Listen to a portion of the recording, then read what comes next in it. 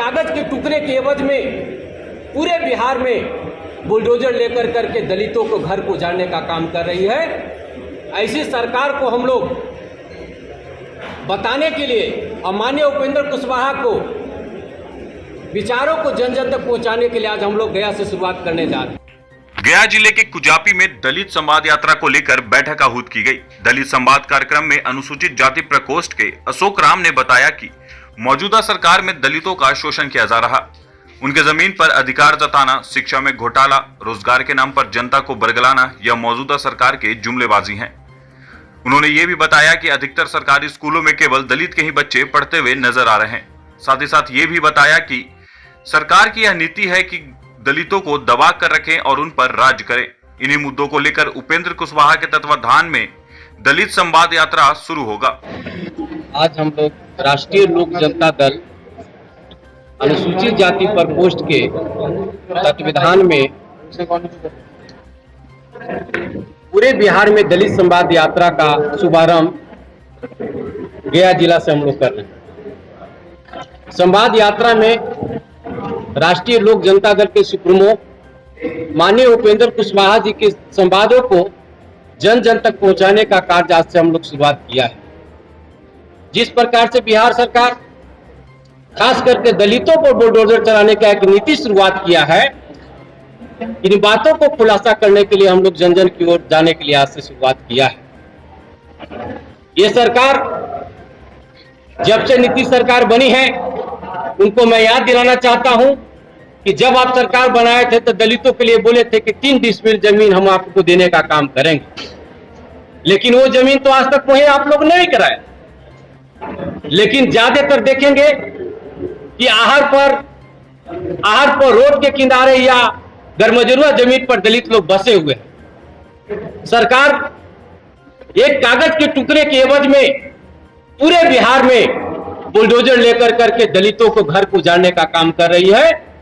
ऐसी सरकार को हम लोग बताने के लिए और माननीय उपेंद्र कुशवाहा को विचारों को जन जन तक पहुंचाने के लिए आज हम लोग गया से शुरुआत करने जा रहे हैं।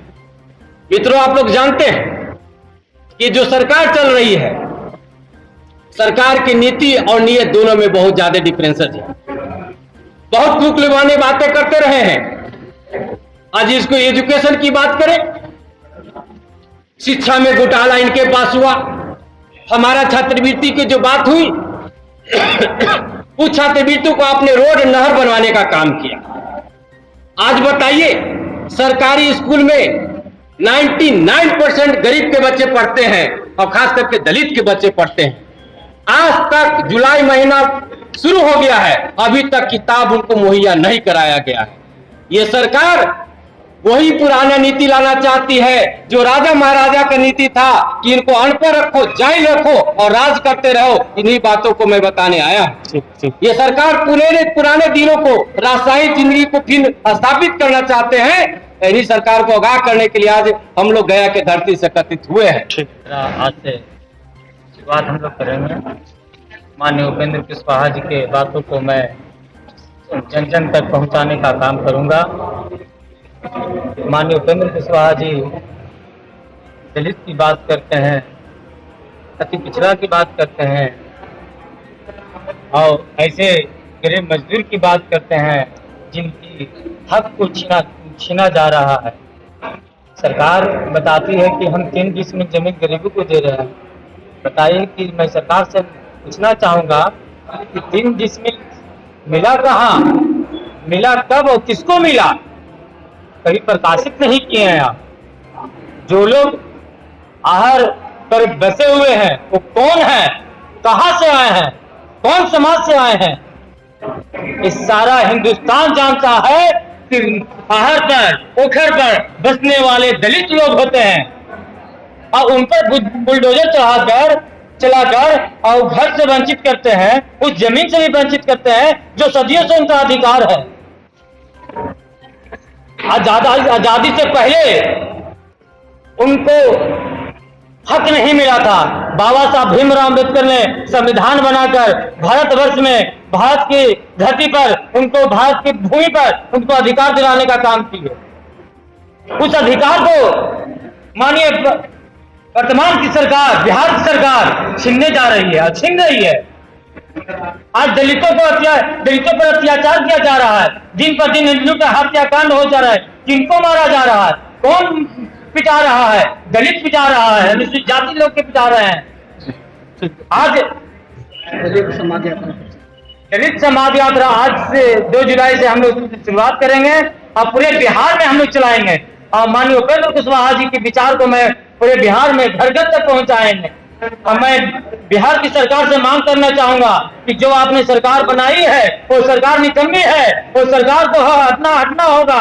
वो सरकार निकम्मी है जो सरकार ने लोगों की बात नहीं सुनती है, वो सरकार निकम्मी है जो लोगों का अधिकार छीनती है, वो सरकार निकम्मी है जो छात्रों का अधिकार छीनता है, वो सरकार निकम्मी है जो दलितों का अधिकार छीनता है, छात्र के अधिकार छीन रहा है। आज एजुकेशन मामला में जाइए, एजुकेशन की हाल क्या हो गई है। वो कौन स्कूल में पढ़ता है?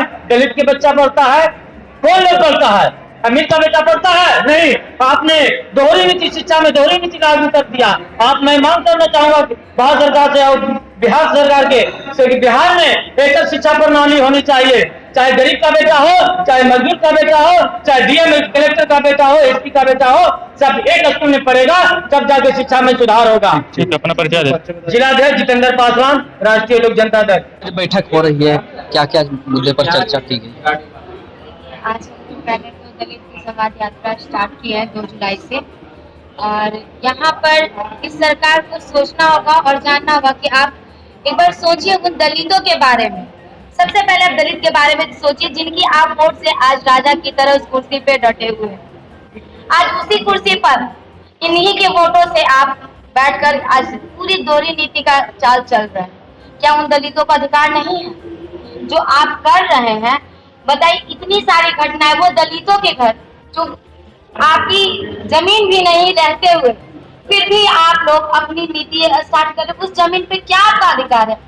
बताइए, केसरी हिंद की जमीन पे भी अगर आप कहते कि ये हमारी जमीन है तो सरासर गलत है। और जब केसरी हिंद की जमीन है वो सरकार की जमीन होती है, सरकार से क्या पेनोसी लेकर आते हैं? क्या है आपके पास? आप दिखाने का काम कीजिए इस मीडिया को सामने, या जितनी भी दलित की जनता है उन लोग के सामने दिखाइए कि आप उनकी जमीनें किस हक से ले रहे हैं। अब सोचने की बात है। आज वो दलित लोग पढ़ाई में भी देखिए, आप गवर्नमेंट स्कूल में जाइए, कहीं भी आप लोग देखिएगा तो डीएम का बेटा कभी गवर्नमेंट स्कूल में दिखेगा आपको? जिस जगह से हमें वहां तो हमें नहीं दिख रहा है आज तक। तो आप सोच सकते हैं कि यहाँ पे आपको मुड़वा में भी देखे होंगे वो दलितों का घर तोड़ा गया किस तरह से। वो सरकार को नहीं समझना है क्या? यहाँ पे जो आए हुए सीओ हैं, जो वीडियो आए हुए हैं मुड़वा के जो गाँव में, देखिए आप जाकर कि वो दलित लोगों का घर, किसी भी जगह पे अगर आप 25 वर्ष से या 30 वर्ष तक उस जगह पे रह जाते तो सरकार को सोचना पड़ता है एक बार बेघर करने के लिए। आप तो बोलते हैं कि 30 में जमीन है, कहाँ गया आपका 30 में जमीन? पहले तो आपको अगर जमीन की जरूरत थी तो उनको जमीन देनी चाहिए थी, उनका घर बनाना चाहिए था। इस बताइए बरसात के मौसम में और गर्मी के मौसम में कब कहाँ जाएगा वो बच्चा ले लेकर गरीब आदमी? आपके घर क्या डीएम के घर एक बार रहने के लिए दीजिएगा? आप नहीं दे सकते हैं। एक दिन किसी का गुजर बसर करना आपके लिए मुश्किल है और अधिकार आपके बस में है ही नहीं।